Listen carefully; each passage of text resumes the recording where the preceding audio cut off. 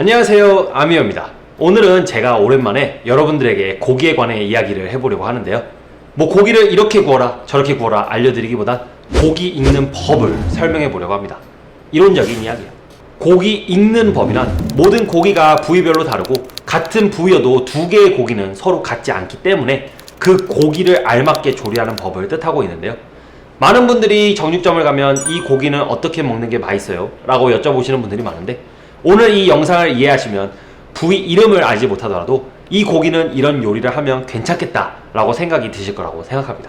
또 오늘 이 영상을 이해하시면 기존에 있는 레시피에 이런 다른 고기도 어울릴 것 같네 라고 생각이 드실 수도 있을 것 같습니다. 요리는 방법이 너무 많고 다양하기 때문에 하나하나 레시피를 전부 다 외우기가 쉽지 않습니다. 그렇기에 이론을 알고 그걸 응용하는 법을 알면 여러분들의 상상력을 요리로 표현하기가 더 쉬워질 거라 생각합니다. 제가 항상 말씀드리죠. 원리를 알아야 따라할 수 있다고요. 소, 돼지, 닭, 뭐 어떠한 육류든 우리는 단백질과 지방으로 크게 나눌 수가 있습니다.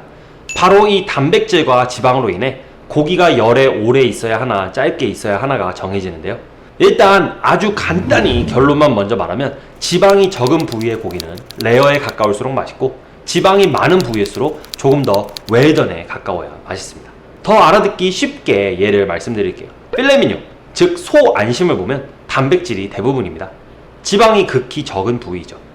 안심은 부드럽기로 유명한데 그렇기에 많은 사람들이 레어 혹은 미디움 레어로 주문해 먹는 게 가장 흔합니다. 반대로 저희가 많이 먹는 삼겹살 같은 경우엔 절반 정도가 지방입니다. 그렇기에 조금 더 익혀 미디움 웰던 혹은 웰던으로 먹는 게 이상적입니다. 여기까지는 아주 간단하니 이해하셨죠? 제가 있는 미국에는 리바이가 가장 스테이크용으로 많이 쓰이는 부위 중 하나인데요. 한국에서도 소의 등급이 있듯이 미국에서도 프라임 등급과 초이스 등급 그리고 셀렉트 등급이 있습니다. 그 아래로도 뭐 많지만 거의 접하지 못하니 오늘 설명에서는 제외하겠습니다. 근데 제가 묻고 싶은 건, 만약에 세 가지의 같은 부위 하지만 다른 등급의 고기를 놓고 본다면 어떻게 굽는 게 달라질까요? 한번 생각해보세요.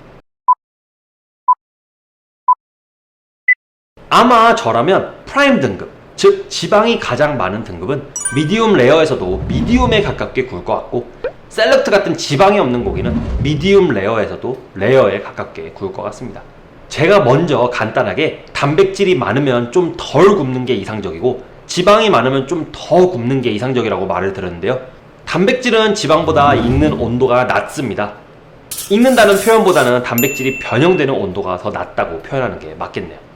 단백질이 변형되는 온도는 약 섭씨 40도에서부터 시작이 됩니다.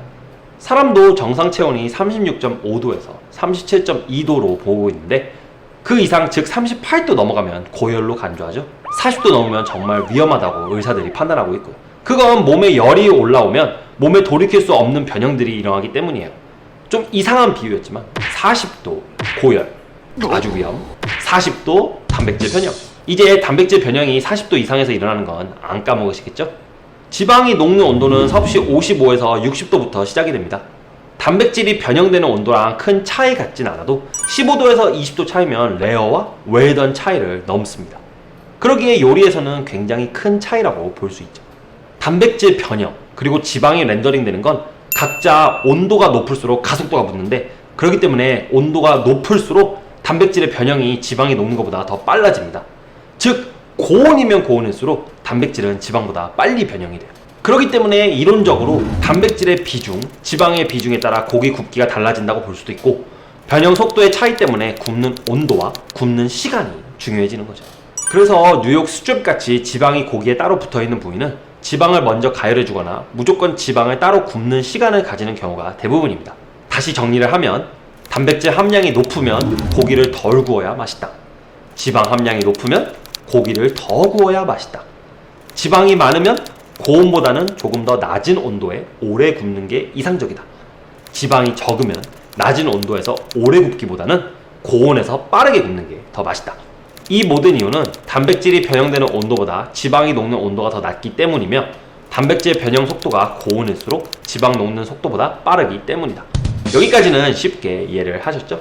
그럼 여기서 제가 고기 하나를 보여드릴 건데요. 어떻게 구워야 하나 맞춰보실래요? 혹시 이 부위가 무슨 부위인지 아시나요? 이 부위는 브리스킷이라고 소에서 가슴 부위입니다. 한국말로 하면 양지머리 정도 될까요? 얼핏 보면 단백질이 함량이 높아 보여 안심처럼 좀 덜 구워야 맛있을 것 같긴 한데 이 부위는 반대로 오래 구워야 맛있습니다. 혹시 왠지 아시나요? 그 이유는 이 부위는 자세히 보면 connective tissues, 즉 결합 조직이 많은 부위인데요. 결합 조직이 많은 단백질 부위는 오랜 시간 조리를 해주셔야 합니다. 결합 조직이 어떻게 많은 부위인지는 고기를 보면 쉽게 알 수 있습니다. 고기를 자세히 한번 봐보죠. 결이 보이시죠? 이 결이 많을수록 결합 조직이 많다고 말할 수 있습니다. 커넥티브 티슈 중에 가장 중요한 건 콜라겐이랑 일라스틴입니다.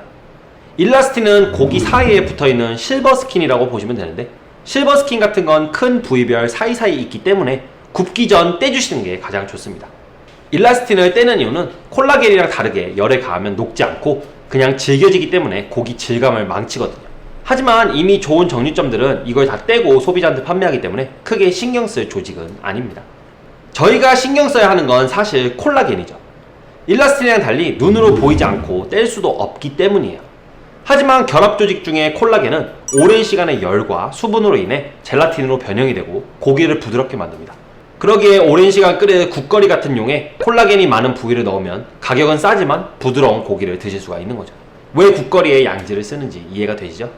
조금 더 자세히 한번 설명해 드릴게요. 제가 결이 있으면 결합 조직이 많다고 말씀드렸는데 고기 조직을 보면 알 수 있습니다. 고기는 긴 근육세포와 섬유질로 구성되어 있습니다. 하나하나의 고기의 섬유질은 콜라겐으로 덮여 있는데 그 고기 섬유질이 또 모여 하나의 근육다발이 됩니다. 그 근육다발 또한 콜라겐으로 덮여 있고 그 근육다발이 저희가 보는 고기의 결입니다. 그렇기에 결이 보이면 콜라겐으로 쌓여있는 섬유질이 모여 또 콜라겐으로 덮여있는 근육다발을 보는 거기 때문에 콜라겐이 많은 부위라고 보시면 이해하기가 쉽습니다. 결합 조직은 뼈와 근육 섬유질을 수축할 수 있게 도와주는 조직이라 그런지 결합 조직은 많이 움직이는 부위일수록 강해집니다. 그렇기에 소 안쪽에 자리를 잡아 소가 가장 움직이기 힘든 곳에 자리를 잡은 안심 같은 경우엔 결합 조직이 많이 없어 단백질이 굉장히 부드러운 거고 브리스킷 같은 부위는 소가 이동할 때 굉장히 무게를 지탱해야 하는 부위임으로써 결합 조직이 많이 발달되어 근육의 결이 저희 눈에 보이는 거죠. 뭐 하여튼 콜라겐이 많은 부위를 사용해 고기를 부드럽게 하는 방법은 갈비찜 이론 영상에 자세히 설명을 드렸지만 콜라겐은 열과 수분으로 인해 젤라틴으로 변형을 하기 때문에 오랜 시간 열을 가해줘야 합니다. 만약에 이 변형에 대해 조금 더 궁금하신 분들은 옛날 영상 링크를 걸어둘 테니 한번 가서 보세요. 우측 상단에 걸어놓겠습니다. 그럼 마지막으로 또 하나의 부위를 보여드리죠. 이건 어떤 고기인지 바로 아시는 분이 있으실까요? 이 부위는 미국에서 플랭크 스테이크라고 하는 부위입니다. 얼핏 보면 브리스킷이랑 비슷하게 생겼지만 브리스킷은 소의 가슴에서 오는 단단한 근육이라고 한다면 이 근육은 소 배 쪽에 위치한 부위입니다. 그럼 배운 걸 조금 복습해 볼까요? 이 부위는 보면 브리스킷이랑 같이 결이 보입니다. 한마디로 결합 조직이 많다는 걸 알 수 있습니다. 그러기에 브리스킷이랑 똑같이 조리해도 꽤 괜찮은 결과를 가지고 올 수 있습니다. 하지만 이 부위는 브리스킷처럼 오래 조리하기도 하지만 오히려 스테이크로 많이 먹습니다. 근데 말씀드린 결 때문에 스테이크로 사실 최상의 재료는 아닙니다. 결합 조직이 많이 질기기 때문이죠. 그래서 스테이크로 먹을 땐 얇게 썰거나 잘게 썰거나 타코에 쓰이는 고기처럼 큐브로 작게 썰어 사용이 됩니다. 고기를 얇게 또는 작게 썰어버림으로써 질겨지게 만드는 결합 조직을 칼로 잘라버리는 거예요. 조금 수고가 들어가는 부위지만 잘만 사용하면 값싸게 부드러운 고기를 드실 수 있는 장점이 있습니다.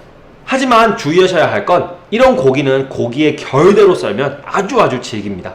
그렇기에 고기를 썰 때는 근육 결이랑 수직 방향으로 썰어야 부드럽게 드실 수가 있습니다. 한마디로 결합 조직을 잘라줘야 하는 거죠. 고기를 썰 때는 근육 결에 수직으로 써는 건 요리의 기본이니 꼭 참고하세요.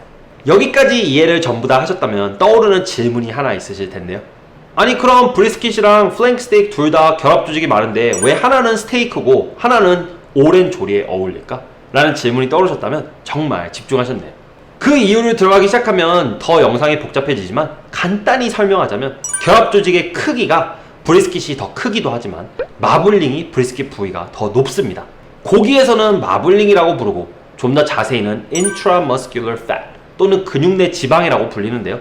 지방이 녹으면서 수분 역할을 하기 때문에 브리스킷처럼 마블링이 많은 부위도 오랜 시간 조리해도 촉촉한 거예요. 플랭크 스테이크보다 더 싼 가격도 한몫하고요. 브리스킷보다 더 비싼 플랭크 스테이크를 사다가 오랜 시간 조리하거나 국거리로 해먹으면 아깝잖아요. 뭐 하여튼 오늘은 고기 익는 법을 간단히 알려드렸는데요. 영상을 준비하면서 어떻게 이 많은 정보를 간단하게 나열하고 정보를 최대한 전달하면 지루하지 않게 만들 수 있을까 고민 많이 했습니다. 제 영상을 보면 누구는 왜 저렇게까지 요리를 하냐, 말이 너무 많다 라고 지적들을 조금 하시긴 하는데, 많은 대중들이 좋아하는 영상보다는 비록 소수여도 배우기 쉽지 않은 요리 정보를 전달하기 위해 노력 중입니다. 그러기에 이 영상을 즐겁게 보셨다면 그냥 지나치지 마시고 좋아요와 구독 또는 밑에 댓글도 달아주세요. 그러면 저는 다음 영상으로 뵐게요. 감사합니다.